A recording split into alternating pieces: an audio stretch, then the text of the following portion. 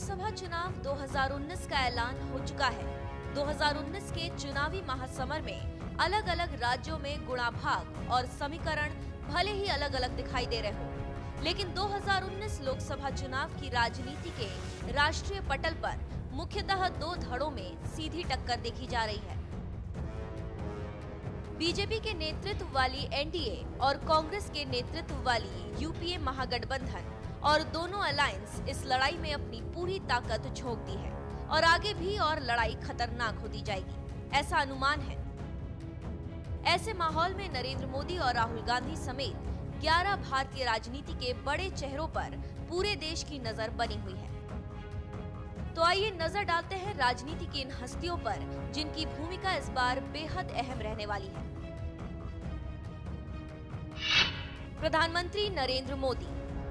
2014 लोकसभा चुनाव में जिस तरह से नरेंद्र मोदी ने कांग्रेस को पटखनी दी, ठीक उसी तरह 2019 में पटखनी देने के लिए बीजेपी और प्रधानमंत्री मोदी अपनी सेना और अपने तरकश के तीर के साथ लैस होकर मैदान में आ चुके हैं।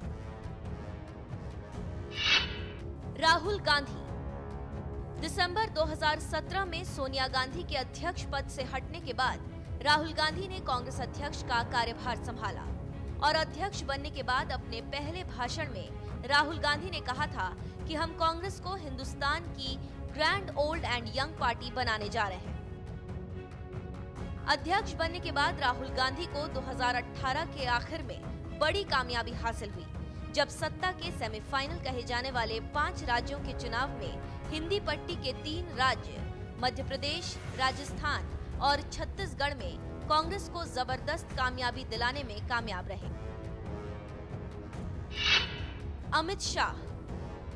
कई राजनीतिक विश्लेषकों का मानना है कि अमित शाह की डिक्शनरी में हार शब्द लिखा ही नहीं है और उनका मानना है कि अमित शाह जीत के भूखे हैं और जीत जैसे भी आए सिर्फ और सिर्फ बीजेपी की जीत होनी चाहिए। कई लोगों का मानना है कि अमित शाह जब से अध्यक्ष बने बीजेपी को लड़ाकू बना दिया और हर क्षेत्र में सही रणनीति और बारीकी से पहचान कर हर मोर्चे पर राजनीति करना बीजेपी अध्यक्ष का सगल है। प्रियंका गांधी।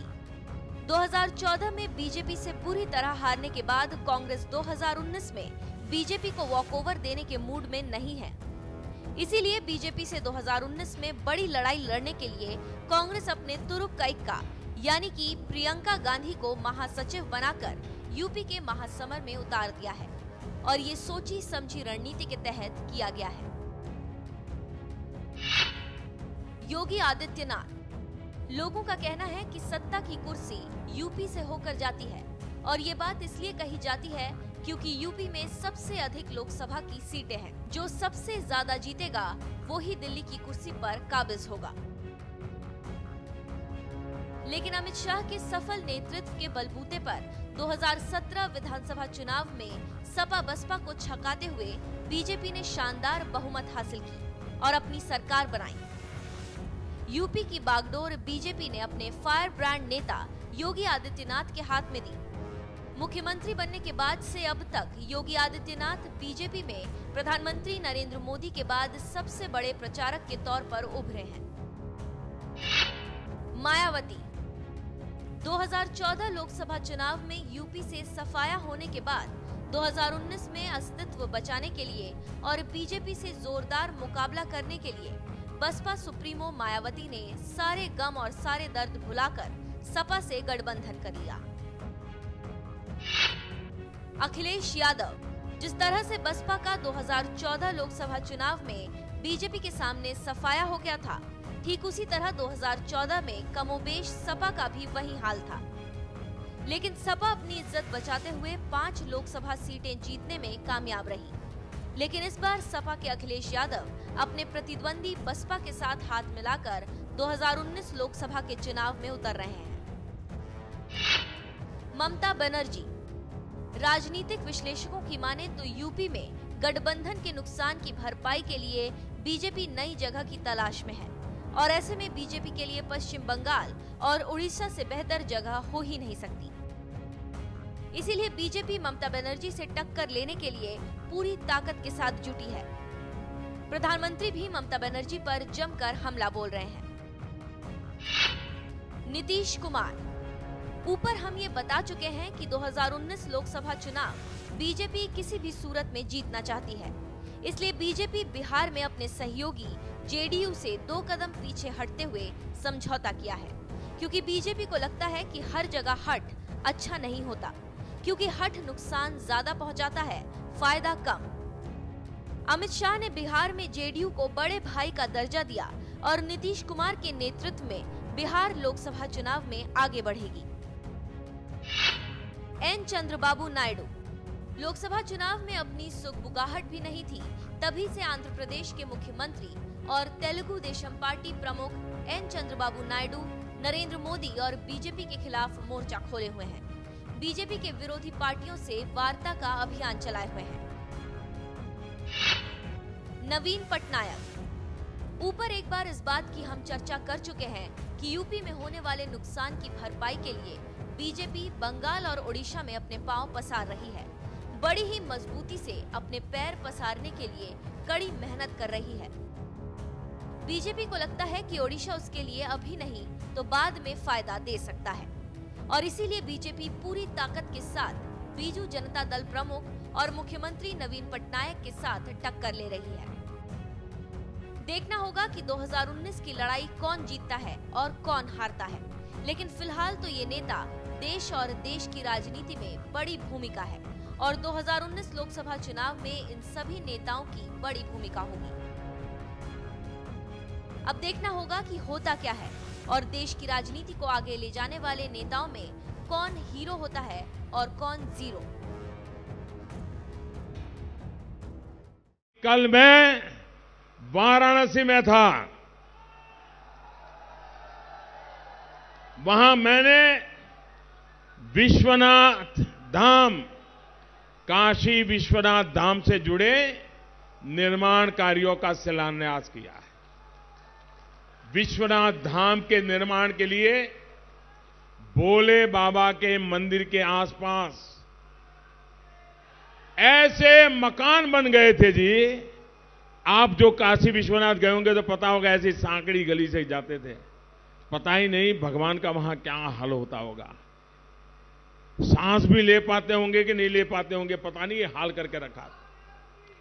अब मैं वहां के लोगों ने मुझे एमपी बना दिया, तो मैंने सोचा कि चलो यहां कुछ करना चाहिए। मैं लग गया। आप जाकर के देखना, भोले बाबा के अगल बगल में जो 300 के करीब प्रॉपर्टी थी, उन सारी हमने एक्वायर की और उनको तोड़ना शुरू किया। और जब तोड़ना शुरू किया तो मैं हैरान हो गया। जब मकान तोड़ रहा था तो अंदर से मंदिर निकलने लगे।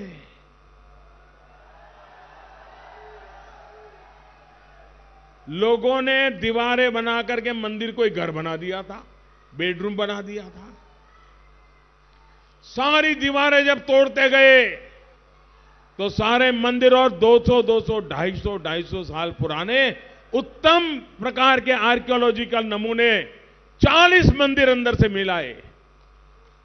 आप विचार कीजिए, मेरे आने के पहले ये जो सांस्कृतिक मंत्रालय जिन्होंने चलाया होगा, आर्कियोलॉजी डिपार्टमेंट जिन्होंने चलाया होगा, वो कितने सोए हुए रहे होंगे, इसका ये जीता जागता नमूना है।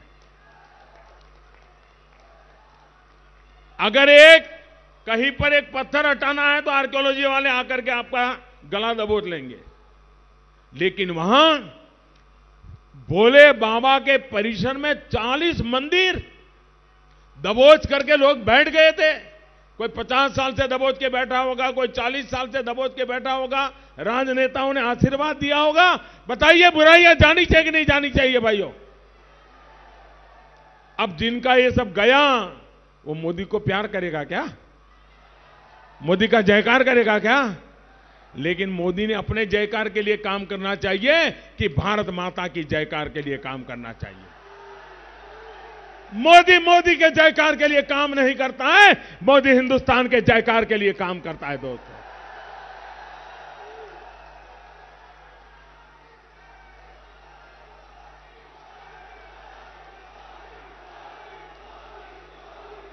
अब इन मंदिरों को सहेजा जा रहा है, उनका भी जीर्णोद्धार किया जा रहा है।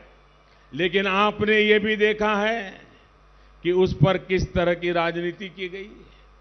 साथियों, राजनीति करने वाले ये वही लोग हैं जो देश के प्राचीन गौरव और आर्कियोलॉजी की मदद के सामने आए तथ्यों को नकारते हैं। ये वही लोग हैं जो अपने फायदे के लिए ऐसी प्राचीन संपत्तियों की सुरक्षा और नियम कायदों तक की परवाह नहीं करते।